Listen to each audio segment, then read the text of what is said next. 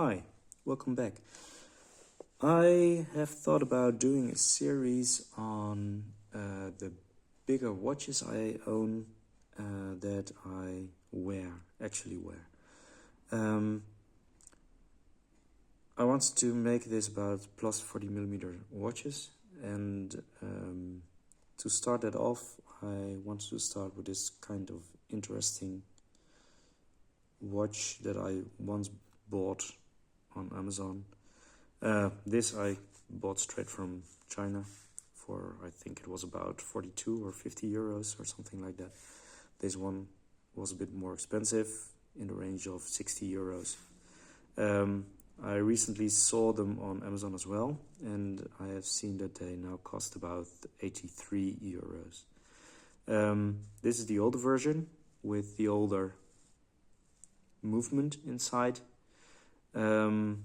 It isn't the best looking movement of the two, but it is the most interesting because I will go into detail later, but you can already see the escape wheel, and you can also see the pallet fork ticking away happily. So that's quite nice, actually. You don't have that with this watch. With this watch it's more stylish, and has been put away a little bit more. Here you can still see a bit of the escape wheel, but not so much.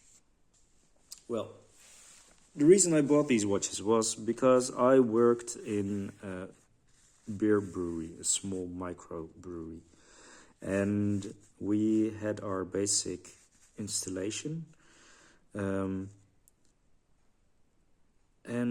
for the first filtering, we used a looking glass kind of setup that was very reminiscent of the shape of this case. So you had glass on both sides, and that was held in place with this ring that was screwed on this cylinder. We could use that hourglass if we were filtering to control the speed of the first filtering process. So if the glass filled up, then it was going a little bit too fast. If it was almost empty or empty, it was going too slow. So we could have it a little bit more halfway. And what was also very nice about the glass is that there was a light in it, and we could have a look at how clear the brew already got. So you must see this is the first filtering. All the seeds, husks, and everything is still inside the tank. And now you want to clear those things out. You don't want to be completely clear. That's another kind of filtering process. This is just the first filtering process where you just take away all the big stuff. And as I said, that had the same shape as this one. So I first bought this one. I liked it quite a lot. I bought this in about 2014, I guess. It's just simple watch with mineral glass on both sides. It goes by the interesting name of Ika coloring. Yeah, well, it's Chinese. What do you know? It's made by a company, or at least sold under a company name of Alien Work. And as you can see,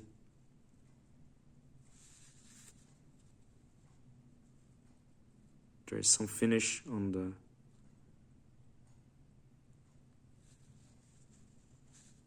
movement that is not very refined. It isn't really a refined watch, but that's also what makes it fun in some sense, because they have gone through some very interesting options. If I take this one, for instance, here you see the drivetrain on top, but it's also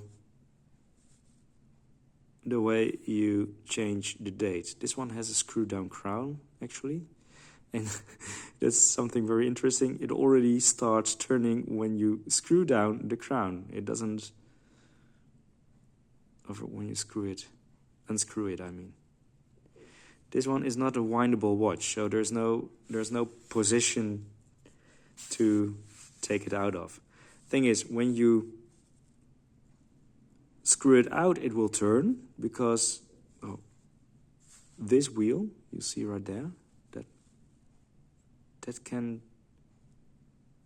slide a bit. So now if you would fasten it, it disengages automatically because of the rotation of the screw. If you turn it in the other direction, it engages automatically because of the direction of the screw. So I think it's very simple, but I really like this solution. Yeah, it's not refined. Well, don't buy this if you want a refined watch. If you want a fun watch, you might go for it. So, as I said, this one is already quite old, 2014. I haven't expected much from it since it's such a cheap watch, and it's still working. So I can't complain about that, I guess. The loom is actually not that terrible in a dark place, so at night it will last throughout the night. It's not very visible, but it is doable. It's okay. I think it's on par with what you will get with the last Pagani design watches, the last batch, the V4.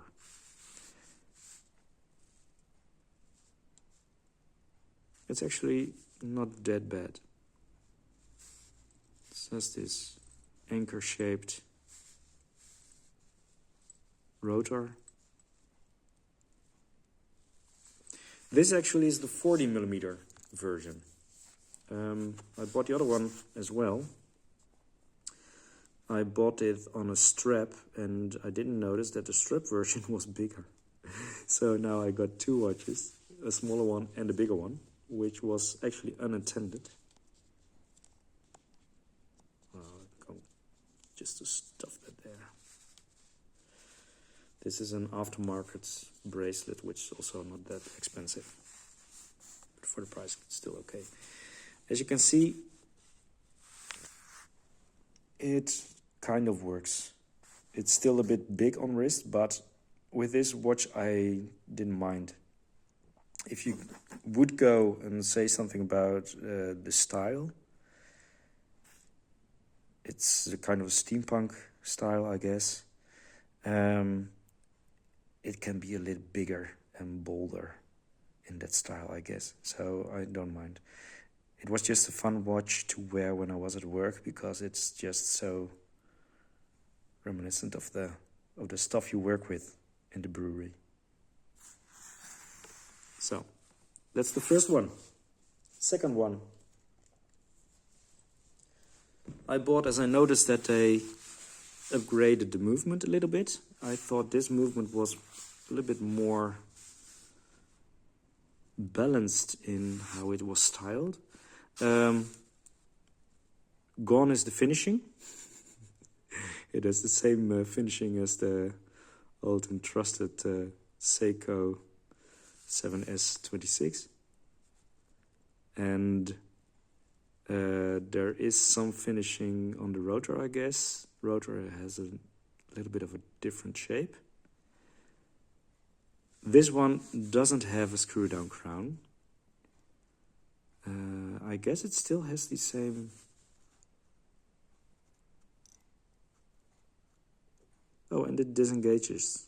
So you can wind it. This one you can wind, the other one you couldn't wind. And this one needs to be put on the first click. And it engages immediately. So gone is also the funny wheel that shifts into place. This one just goes, which isn't that strange because you already shift into place because you have this pull-out crown.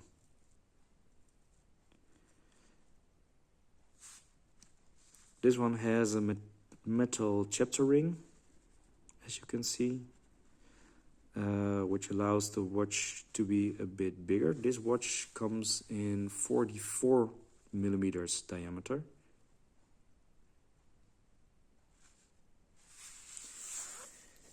And it's considerably more present on wrists. It's the bolder version of the two. Again, first I thought about sending it back, but then I saw that although very big, it has quite a presence. And normally I really don't like that, but for this watch, I was okay with it. It's fun. So, yeah. This must be also 5 years old, I guess, this watch. So, can you wear a bigger watch on a small wrist? Yes. If you want to, if it suits the watch, of course you can. I wouldn't go for 44 or 40 plus watches that often. 40 is really the max of what I would wear normally. But for this watch, I make an exception.